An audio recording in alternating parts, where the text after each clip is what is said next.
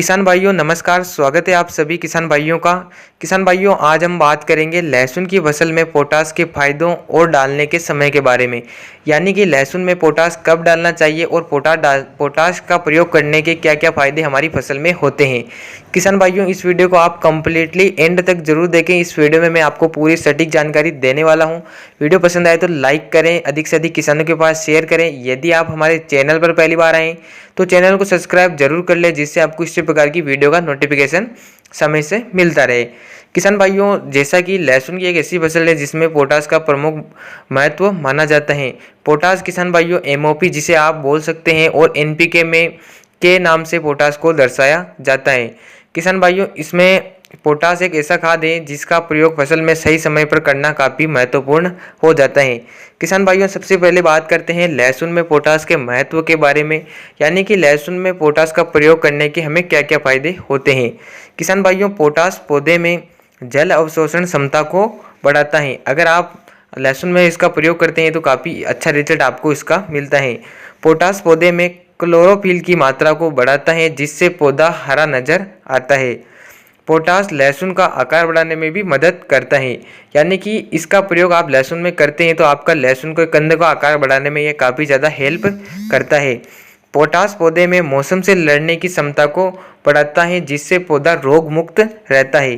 जैसा कि किसान भाइयों अगर मौसम में अचानक से बदलाव आता है तो हमारी फसल रोग मुक्त या बीमारियों का शिकार हो सकती है। अगर आपने पोटास का उपयोग किया तो पोटास हमारी फसल को कई रोगों से बचाता है। अब बात करते हैं किसान भाइयों पोटास की कमी या लक्षण, आपको क्या लक्षण नज़र आने लगते हैं हमारी फसल में।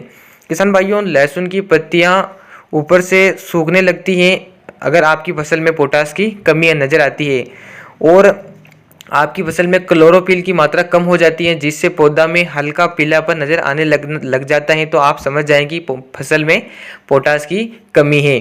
किसान भाइयों ये तो हुई पोटास डालने के फायदे और कमी के बारे में बात। अब बात करते हैं कि हमें लहसुन की फसल में पोटास कब और कितनी मात्रा में डालना चाहिए।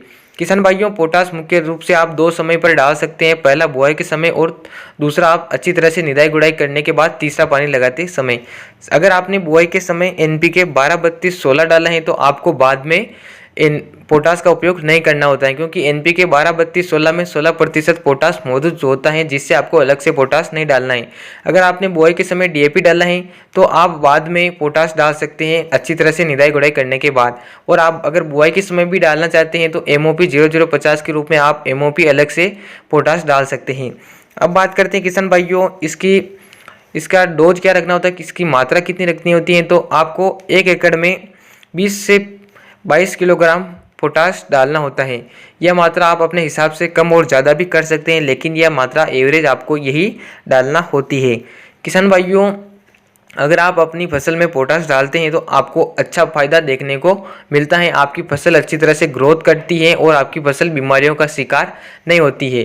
किसान भाइयों पोटास एक महत्वपूर्ण खाद है जिसका प्रयोग किसान भाई जिन्होंने भी किया है उन्हें काफ़ी अच्छा रिजल्ट मिला है और वो लगातार इसका प्रयोग करते आ रहे हैं। तो किसान भाइयों आप इसका प्रयोग दो समय पर कर सकते हैं, बुआई के समय भी आप कर सकते हैं, और आपने अगर बुआई के समय पोटास नहीं डाला है तो आप घबराई ना, आप अच्छी तरह से निदाई गुड़ाई करने के बाद लहसुन में तीसरा पानी लगाते समय भी आप पोटास का प्रयोग कर सकते हैं।